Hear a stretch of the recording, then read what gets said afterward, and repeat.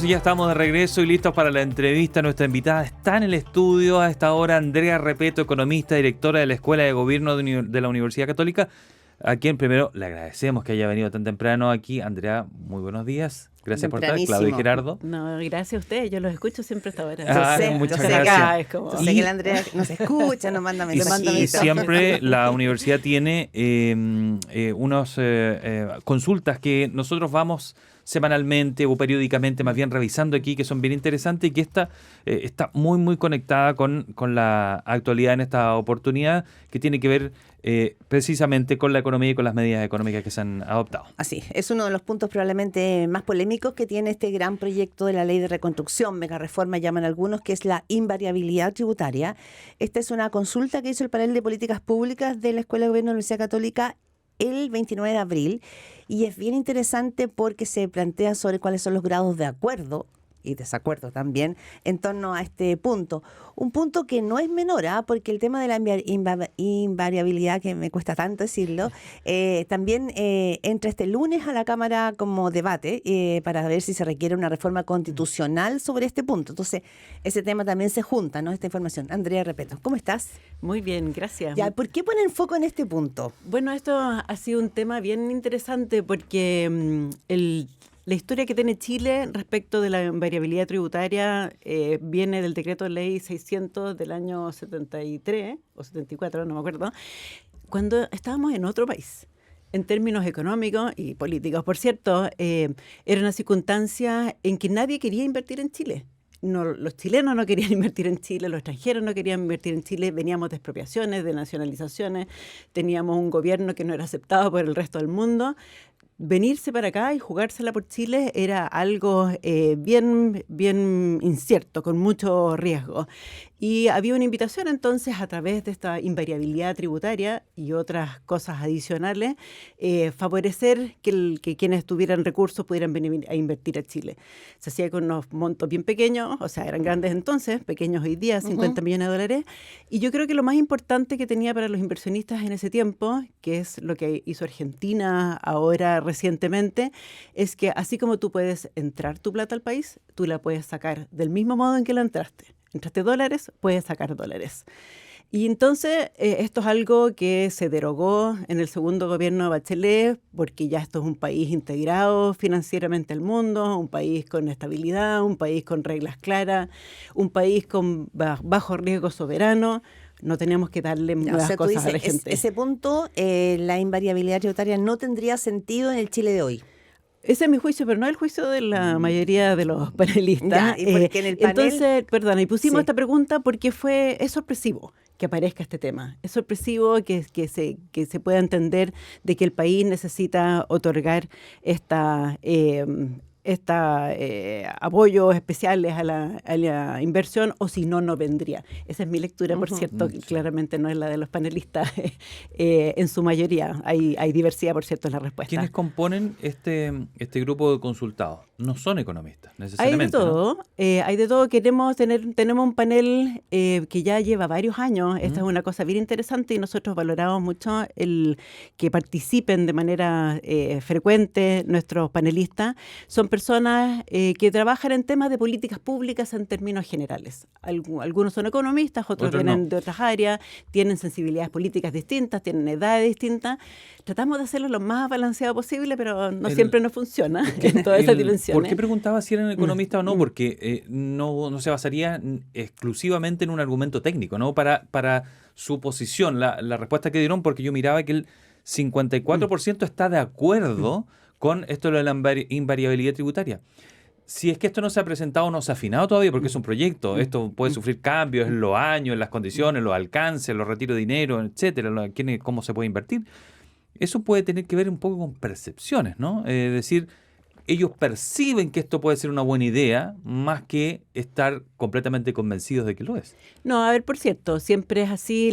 Cuando tú dices que hay un 54% que está de acuerdo o muy de acuerdo, hay grados sumado. Y lo mismo, y lo mismo en el 36% que está en desacuerdo o muy en desacuerdo. Hay grados ahí e incluso les preguntamos cuán seguros están. Porque a veces uno depende de ciertas cosas que uno no sabe si se van a dar. Y es bien interesante porque también hay como dos versiones de por las cuales tienen diferencias, que tienen algún sesgo político también en la mirada. Uno es si le otorga seguridad a las empresas que las necesitarían en Chile para poder, o les facilitaría la muy inversión. alto el número ahí. O está renunciando a las posibilidades de que el fisco pueda adaptar su política fiscal en el futuro, la política tributaria en particular. Hay una tensión ahí, y por eso también hay de percepciones, qué es de estas cosas es más importante. O también al mismo tiempo, cuál es la capacidad que tiene una política eventual como esta de generar más empleo, de inversión y más empleo, y eso tampoco hay seguridad, no sabemos. Entonces, las respuestas están un poquito teñidas por eso. Puede estar más a favor o más en contra, pero cuando describen cómo pensaron, están en esta tensión. Le damos seguridad para el futuro a cambio de que el Estado no pueda cambiarle las reglas. Vamos a generar algo que tenga más inversión y más crecimiento, o tal vez no tanto, no estamos seguros. Pero ahí te contamina la ideología. Digo porque yo estaba mirando algunos papers, estudios internacionales que se hicieron, uno basado en África, en Noráfrica, sobre la minería, donde los países dieron algunos invariabilidad tributaria por 30 años.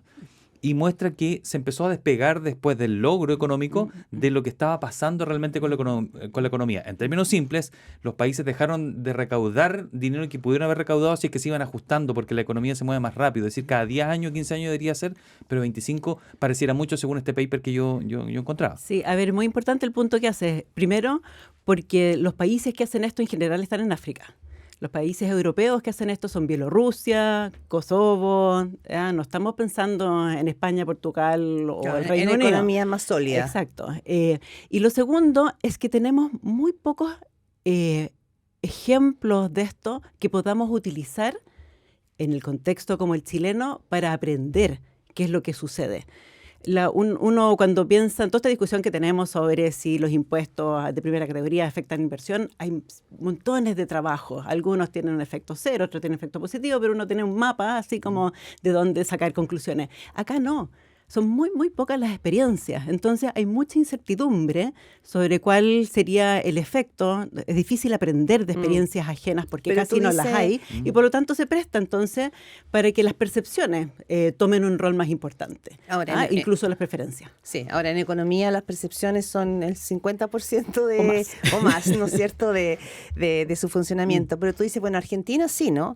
Argentina hace un guiño. Ahora estamos hablando acá, en el caso chileno, una propuesta de invariabilidad tributario de 25 años, que ese también es un tema, la cantidad de tiempo, ¿no es cierto?, en que se asegura esto para la inversión extranjera, sin mover tributo. 25 años desde que empieza a funcionar el proyecto, no desde que se empieza a invertir la plata. Eso dice el artículo 33.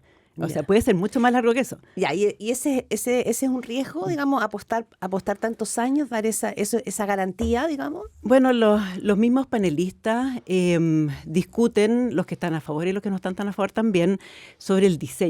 Ya. El monto puede ser muy pequeño. Ese monto es el mismo que el del decreto ley 600 que acabamos de describir, 50 millones de dólares. El monto sería de 50 o más millones de dólares. En ese tiempo, por si un lote de plata, hoy día una poquito. buena inversión son miles de millones de dólares. O sea, no estamos hablando de monto también. Hay una discusión sobre el plazo de maduración, que es lo que estás diciendo tú.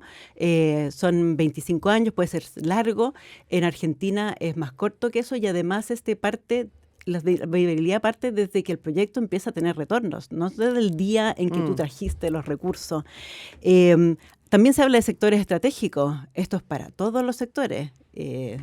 Y se le puede agregar todo lo conexo, así todo lo que está la inversión propia de alguna cosa, pero lo que pasa alrededor también se agrega. Entonces, claro, tener los parámetros, en caso de que quisieras hacer esto, ¿cuáles son los parámetros que son razonables en esa tensión que acabamos de describir entre la inversión, entre de amarrarle las manos al fisco? Pero porque finalmente, Ania, repito, uno puede sacar de esta ley de reconstrucción este punto, que ha sido bien central en la discusión, sobre todo de economistas.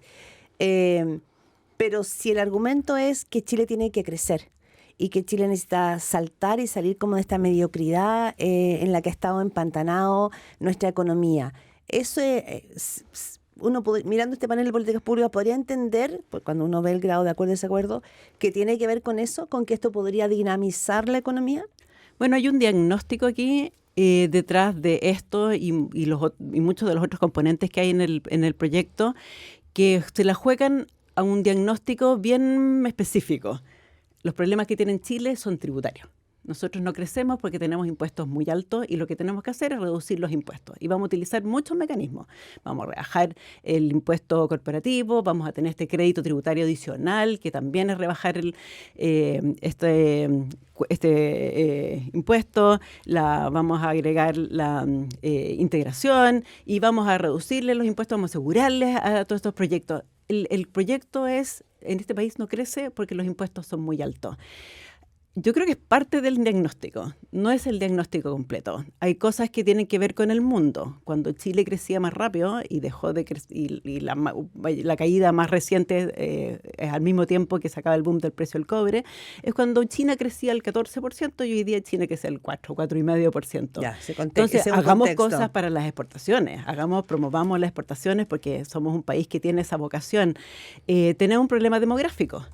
Una buena parte del crecimiento de las últimas décadas tiene que ver con que hay más personas empleadas, participando del mercado laboral, produciendo, generando ideas. Entonces, claro, voy a insistir en las salas cunas, de las cuales a esta altura ya es un TOC. Eso también es algo que es parte de un paquete. Yo creo que esto es una mirada que está jugada a un diagnóstico que puede llegar a ser un poquito estrecho, en el sentido de que aquí han pasado más cosas y hay más cosas que reparar. Usted escucha a la economista Andrea Repeto conversando con Primera Pauta. Usted en el 2014 defendió la reforma de Bachelet, decía que subir impuestos no necesariamente iba a destruir inversión. No sucedieron las proyecciones que estaban en ese tiempo. ¿Por qué ahora sí tiene la convicción de que no va a funcionar la reforma que impulsa el gobierno? A ver, bueno, han pasado muchas cosas en el mundo, en el país también hemos aprendido cosas. La reforma tributaria que se hizo es distinta de la que se discutió en la campaña, que es la parte en que yo participé. Acuérdense que hubo una campaña que propusimos algo, después se ingresó al Congreso algo que era distinto y salió algo que era aún distinto. Acá podría pasar lo mismo. Ahí, claro, por supuesto. Entonces, lo que nosotros, la preocupación que tenemos hoy día y que también debiésemos tener siempre, es cuál es la relación que existe entre el crecimiento y los impuestos. Y esa relación no es tan lineal como la descubrimos siempre. Muchas veces no pasa nada. Cuando estábamos hablando recién de qué es lo que dice la evidencia empírica, hay muchos casos en que tú haces estos empujoncitos a la inversión y la inversión no responde. Porque la inversión en un país depende de un conjunto muy pequeño de grandes proyectos. No es que todas las empresas vayan a salir a invertir. Tú tienes que empujar unas muy poquitas porque la mayor parte de la inversión de todo el país depende de esos pocos proyectos. Entonces, lo que tú tienes que tratar de hacer es empujar esos pequeños proyectos, esos grandes proyectos y no necesariamente el conjunto de todos los proyectos. Entonces, a veces, esos proyectos están al borde de producirse y necesitan este empujoncito y ya a través de impuestos o alguna otra medida tú consigues eso. No sabemos si estamos en esas circunstancias. A veces hace mucho y a veces no hace nada o hace poco. Y el problema que tiene a mi juicio, este proyecto, es que está jugado a que va a generar mucho. ¿Y qué pasa si eso no sucede? Vamos a tener un costo fiscal, que eso viene sí o sí, es cierto, a cambio de una incertidumbre.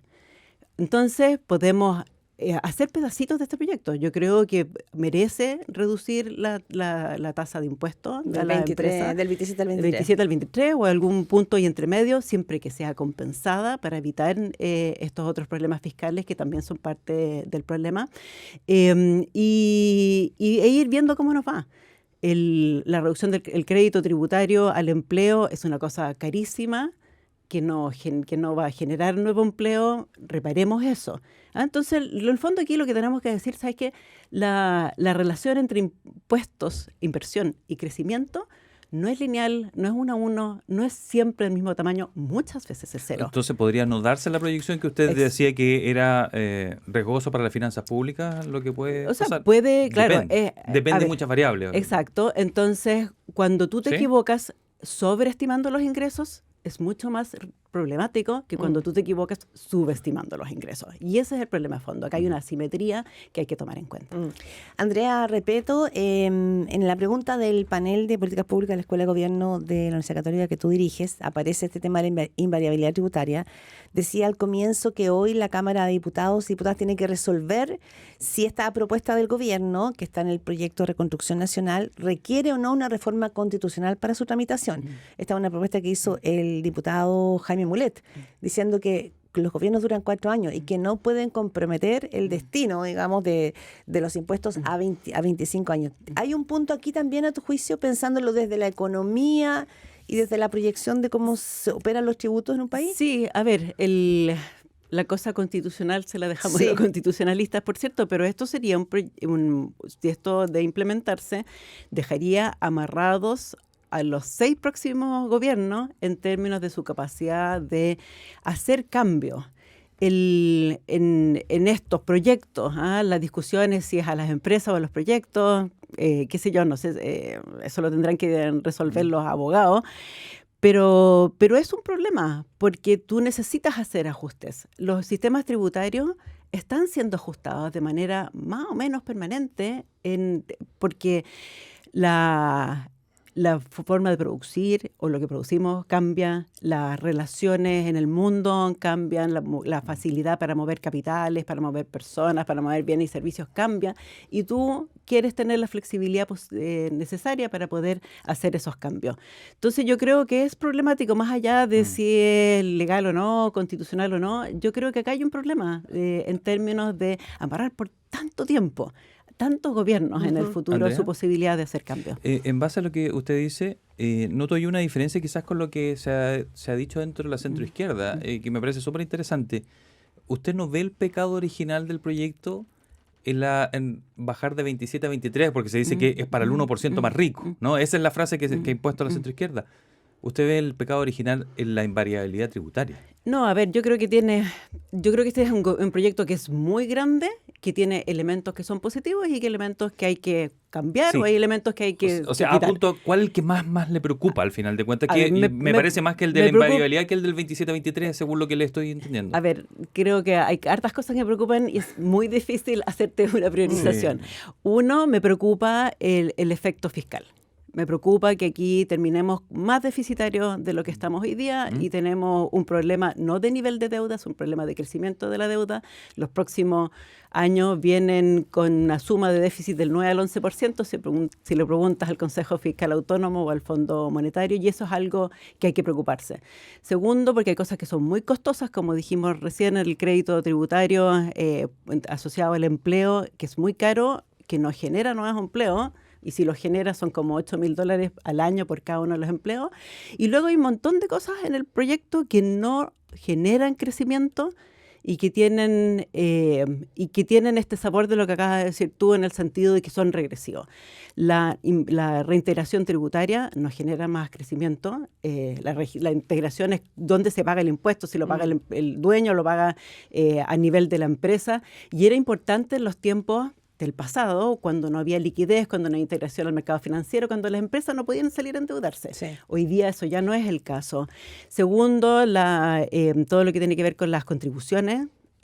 Eso no tiene ningún motivo de crecimiento. Yo por ahí tengo una lista de cosas que ando trayendo que tienen la invariabilidad, la repatriación de capitales, las donaciones. Nada de aquello genera crecimiento y tiene estos problemas de justicia tributaria, si lo quieres poner en esos términos. Andrea Repeto, mirado así en conjunto, incluyendo la pregunta del panel de invariabilidad tributaria, ¿es a tu juicio un paquete de propuestas tributarias y económicas que tiene su raíz muy ideológicamente? ¿Es ideológico? A ver, yo creo que tiene dos cosas. Lo que decíamos recién del diagnóstico, de que aquí la economía se la juegan los impuestos, casi únicamente. Y segundo, yo creo que detrás de esto está la idea de reducir el tamaño del Estado. Que se entiende como un Estado que entorpece. Y hay un Estado que hay que reducirlo. Y por cierto que debe haber ineficiencia y que hay que buscarla. Todo el trabajo que se hizo ya desde el gobierno pasado en la permisología tiene esa idea. Entonces, claro, por cierto, tiene tintes de las dos cosas. ¿Y debería ser más explícito el tema de la reducción del Estado? Como lo ha hecho Argentina, por ejemplo? O sea, yo creo que es bastante explícito cuando dice que que vas a recortar 6.000 millones, que además, si tú sumas todos estos recortes, tampoco te alcanza para financiar el déficit que ya tenemos. Entonces ahora le agregas esto otro, que también es una reducción adicional. Es un modo de mirar el país y la ciudadanía votó por esto, por lo demás. Andrea, mi última pregunta. Ayer en Canal 13, el presidente de la U, Guillermo Ramírez, dijo que Andrea Repeto debería salir a explicar por qué no sucedió nada de lo que prometió en la reforma del 2014. No hubo más empleo femenino, no hubo más recaudación, no hubo más inversión. ¿Por qué no se podría estar equivocando ahora con las proyecciones negativas que tiene? A ver, yo creo que lo que estoy diciendo es que acá hay incertidumbre. Y creo que eso es lo que tiene que... O sea, el diputado Ramírez creo que eso es lo que le tiene que importar. Cuáles son los riesgos que está tomando el país y él mismo como diputado cuando apoyan un proyecto así y no reparan en estos problemas. Yo creo que acá hay cosas valiosas, voy a insistir. Yo creo que merece la discusión sobre la reducción del impuesto de primera categoría, compensado, porque hay que haber riesgo, y al mismo tiempo cuáles de estas otras cosas en realidad son porque queremos reducir el Estado, porque queremos favorecer a algunos grupos en particular, o porque efectivamente los queremos para crecer más. 7:52 de la mañana, Andrea Repeto, economista, dirige la Escuela de Gobierno de la Universidad Católica, por esta pregunta del panel de políticas públicas de la Universidad Católica, la invariabilidad tributaria que limita por 25 años el alza de impuestos para inversiones de 50 o más millones de dólares. Muchísimas gracias por esta conversación. Muy interesante escucharla, Andrea. Muchas gracias. Andrea. Buen Y día gracias y por buena venir semana. presencial. Ahora a hacer clases. Hacer clases, sí. A tomar Queda prueba. lejos. A tomar 7 de la prueba, mañana peor con 52 minutos.